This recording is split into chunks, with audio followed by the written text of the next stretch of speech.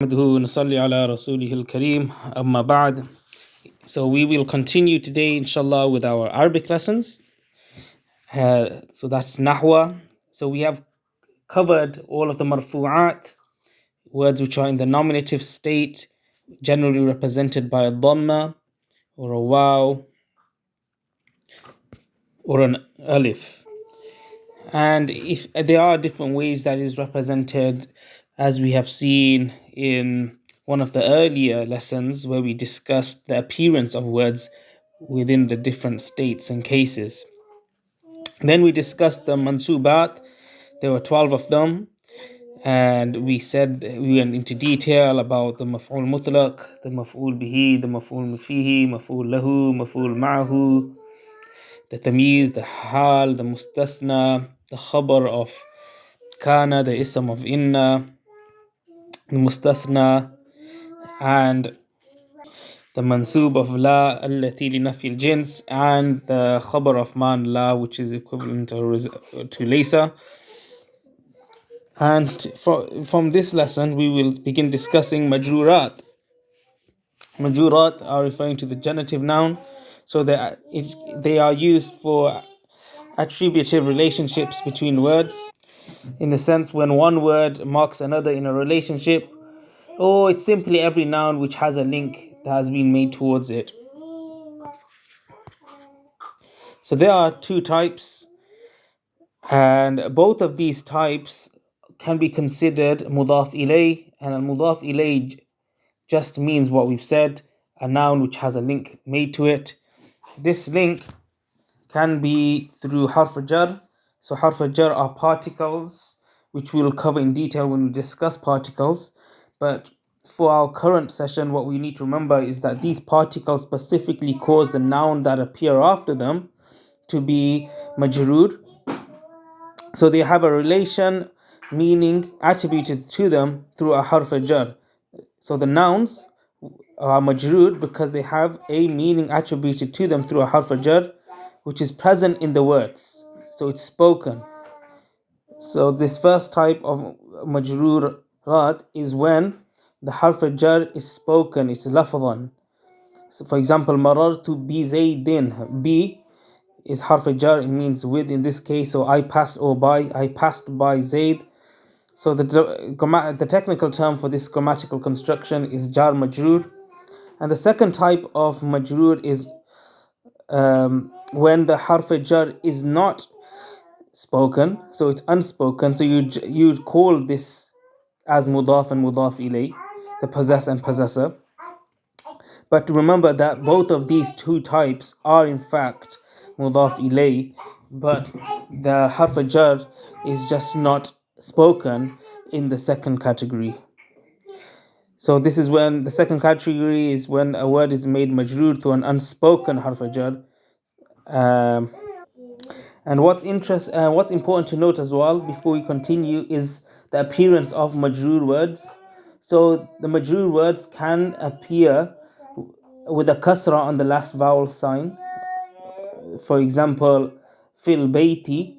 So al bayt is a mufrad munsarif sahih word, so it doesn't have any harf illat at the end. So the jar state, the genitive state, will be represented by a kasra, the e sound. The e sound in fil bayti, so the ta has a kasra, e sound on it. They can also be expressed through a fatha. For example, fi masajida. So you would note masajid is a broken plural word, and broken plurals, when they are in the ultimate plural form, then they are غير munsarif. And غير munsarif, one of their rulings is that they do not carry a kasra, so they will carry a fatha instead to represent the jar state. So another way of expressing the genitive case is through a fatha, specifically with غير munsarif words.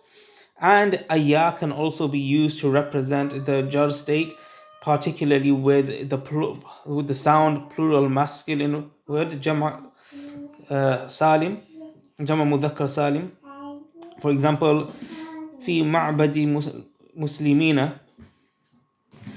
So in this sentence, muslimina is the mudaf ilay of ma'bad in the worship place of the Muslims.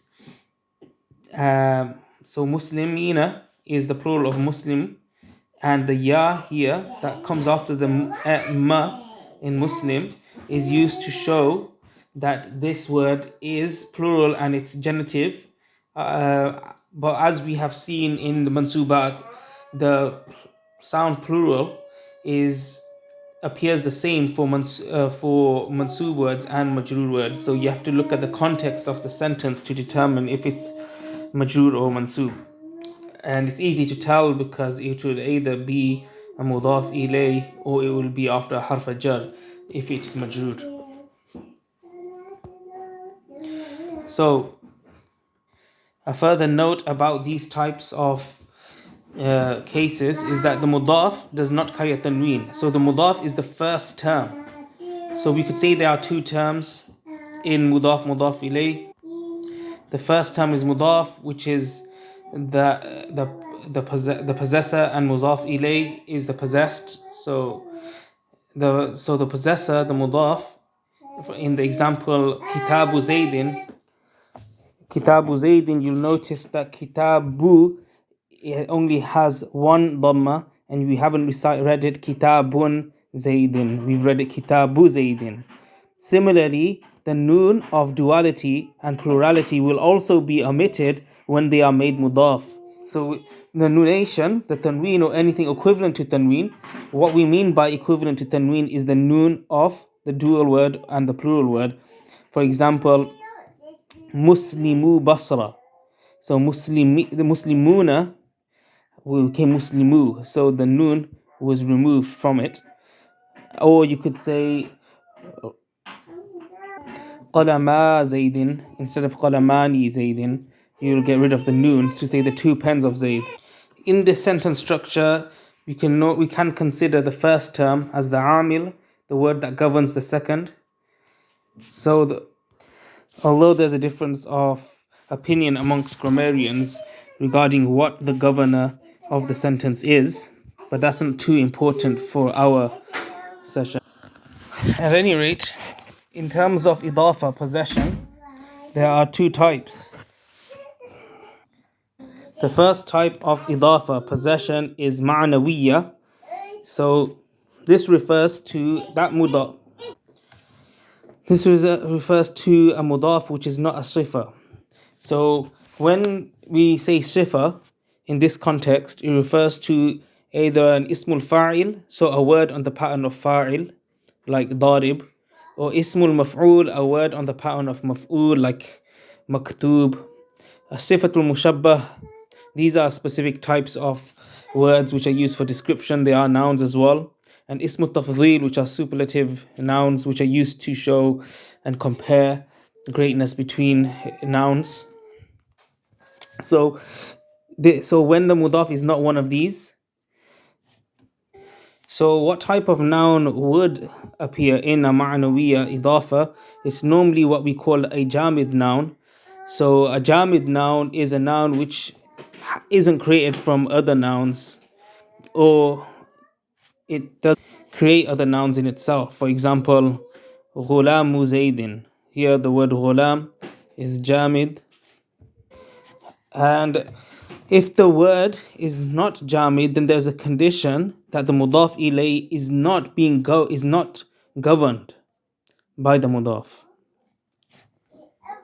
This means that the mudaf and mudaf ilay do not have a noun and adjective relationship. To make it more clear as well, in the second type, when we see the structure, for example, daribu zaydin, you can the hitter of Zayd, you could also say that Zayd is the maf'ul bihi of darib, and this is lafziyya, and this is not the case in ma'nawiyya. In ma'nawiyya, the mudaf will not be something that is governed or governing the mudaf ilay. Like in Ghulamu Zaydin, the servant of Zayd, here the servant is not the actor of Zayd, or it is not the object of Zayd. whereas in Daribu Zaidin, the hitter of Zaid, the actor of striking is the mudaf, or hitting is the mudaf, and the object is Zaid. Hopefully that makes sense. Another thing to take note of is that when it's idafa ma'nawiyah, then there is usually one of these harf al-jars which will assume hidden between them. For example, it could be alam. For example, ghulamu zaydin will mean ghulamu li zaydin. It means the servant that belongs to Zayd. So you can call this idafa al-idafatul lamiyya, because the idafa is being carried out to and producing the meaning of lam harf jar. You can also have the meaning of min between the mudaf and mudaf ilayh. For example, khatamu fiddatin, which means khatamun min fiddatin, a ring made from silver. And you can also create the meaning of fi, which is used to show the time or place the of the subject. So salatul layl is saying that the prayer that occurs in the night. So it's referring to dharf zaman, dharf makan. So whenever we see an idafa which which has a hidden fi in it, then that mudaf ilay will have to be a dharf word. A zarf is an adverb, so which is related to space or time. So if the word can be makan, zarf makan, or zarf zaman, meaning it's a noun which is about time or space. For example, salatul layl means night, so it would be zarf zaman. If you say sawmu shahri, for example, the fasting of the month, this is also in the meaning, you'll assume there's a hidden fi here as well, and shahr is a dharf zaman as well. And if you say like muqimul baladi, for example, resident of the city, so balad means city and it's a place, so you can use, so for both dharf zaman and dharf makan, the meaning fi will be assumed. Also, if it's an idafa, how do we distinguish between the meaning of min and la? So we said that alam harf jar or min harf jar can also be assumed between the mudaf and mudaf ilay. So that's the meaning that will be produced. So the general difference you could say is that when you want to assume that there is a lam between the mudaf and mudaf ilay, it's usually when both nouns are distinct and different beings. They aren't part of each other. Whereas when idafa is done to produce a meaning of min, so there's a relationship being produced between two nouns and there is a meaning of min being assumed within them, then usually the mudaf is part of the mudaf ilay. So if you say khatamu fiddatin, then a silver ring, you'll say a ring made from silver. So the mudaf ilay, sorry, the mudaf is part of the mudaf ilay. So the ring is part of part of silver. Because it's a ring made out of the metal silver. So the ring in this situation is made out of the metal silver, silver metal. And idafa ma'anwiya has the benefit of making the mudaf definite when it's annexed to a definite word. For example, kitabu zaydin, the book of Zayd, the word book, the word kitab becomes specific, it becomes ma'rifa, because it's being annexed, it's being made possessed to a definite word, Zayd. In the context where Zayd is a known person. And if it is a non-definite word, it's an indefinite word that is the mudaf ilay, then the benefit of this is that the mudaf will be made more specified. So it won't be made definite, but it will become specified. For example, if I say rajuludarin, sorry, a man of a house, then I've specified what kind of man it is. So it's not just any man that I'm talking about. I'm talking about a man of a house. Rajulu baytin, similar meaning. It's not the best example, but it's just something random that I thought of right now. But the main point is to show that when a mudaf ilay is indefinite, then it makes the mudaf slightly more specified than it would have been were it not to be mudaf. So if I just said rajulun, then it's completely anonymous which man I'm talking about. But if I say rajulu shahri, rajulu baladin, a man of a city, then at least I know, or at least I have some description of what kind of man it is. He's a man of a city, even if I don't know what city that is. And the second type, which we have already hinted towards, is lafdhiya. So this type of idafa is when the mudaf is a sifa, and we said it can be when the mudaf is a sifa annexed to a word, it governs. So the mudaf is governing the mudaf ilay in these scenarios. So it creates like a noun with its adjective type meaning. Like I've said, daribu zaydin. Daribu is the fa'il of hitting Zayd. It's the person that is doing the action of hitting to Zayd. So there's an assumed separation within the words. So they're saying that the mudaf and mudaf ilay are still separated, even though a relationship has been generated through idafa. The reason, what this means, so this is what they write in grammar books. It just means that the idafa only creates a relationship with the words and grammar, not in terms of the meaning. So but the meaning of the mudaf ilay will be that of a fa'il or maf'ul bihi. So that's why the meaning of the sentence will remain as though it wasn't mudaf ilay. So if I said daraba zaydun rajul, daraba rajulun zaydan, a man hit Zayd, and then I said daribu zaydin, the person that the hitter of Zayd, then it's as though these sentences are equivalent. And the only thing that I've done by saying daribu zaydin is made the sentence shorter and easier to say. And that's the benefit of lafdhiya idafa. So what's the reason for doing lafdhiya idafa if we could just convey that same meaning using a different sentence structure? The benefit is the sentence becomes shorter and easier to utter. And there's this rule in Arabic that the best of speech is that which is short and that which and it conveys meaning. And some have said, and you could say that it's that this type of idafa will be used to create meaning similar to a compound noun in English. Not exactly, but if we saw a compound noun in English and try to translate it into Arabic, like the playground or the living room, then it will be classified as this type, as a lafzi idafa of sorts, as opposed to a ma'nawi one. Then we have, as part of idafa, because we are discussing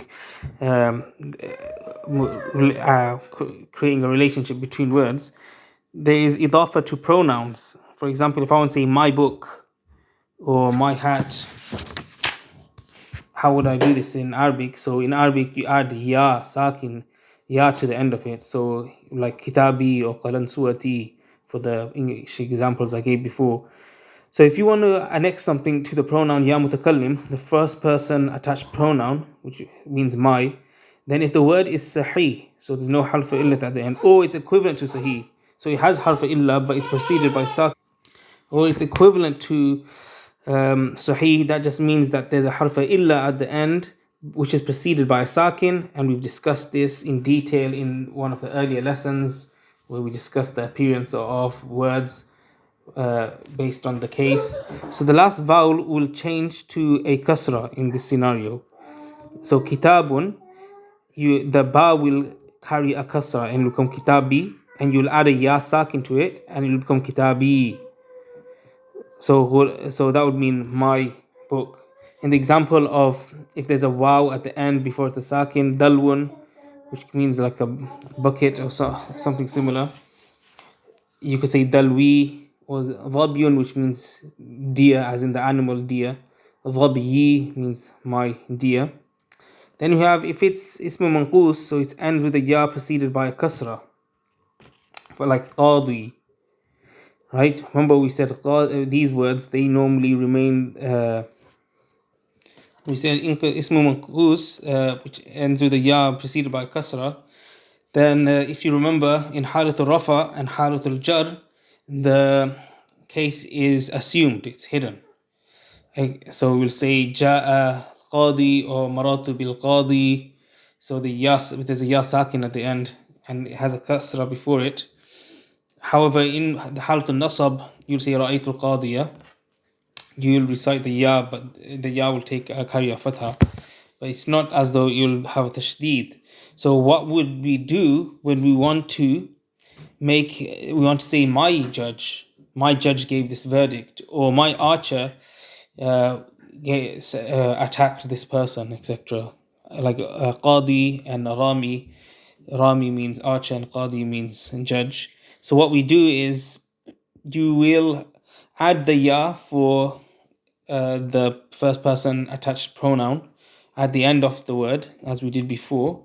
But because there are two yas, we'll merge them together. This is known idgham. So you'll recite them with a shadda now. So the second one will be given a fatha. And the reason for this is so that both, if we have a ya sakin and the word already has a ya sakin at the end, it will become very difficult to pronounce that. So what we do in those scenarios is we join them and merge them together and give the last one a fatha. So it will become qadiyya. So instead of saying qadi, like very long, two yas with sakins, you'll join the two sakins together. It's a rule in Arabic morphology: when there's two ya sakins together, they combine. And in this instance, the second one will be given a fatha. So you'll say qadiyya and ramiyya. Similarly, if it ends with a waw preceded by a dhamma, so it's like a sound plural masculine word, then you'll change the waw to a ya and follow the previous step.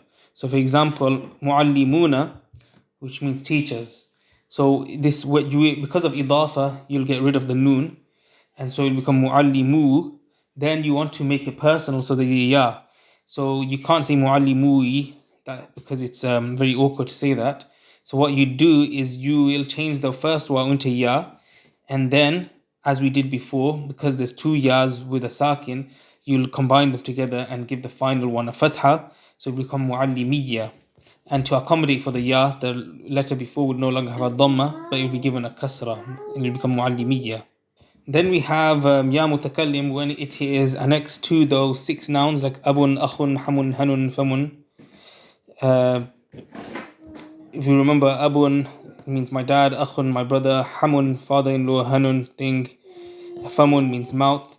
So to do this, what you do is you just add a ya sakin at the end. It becomes abi, akhi, hami, hani.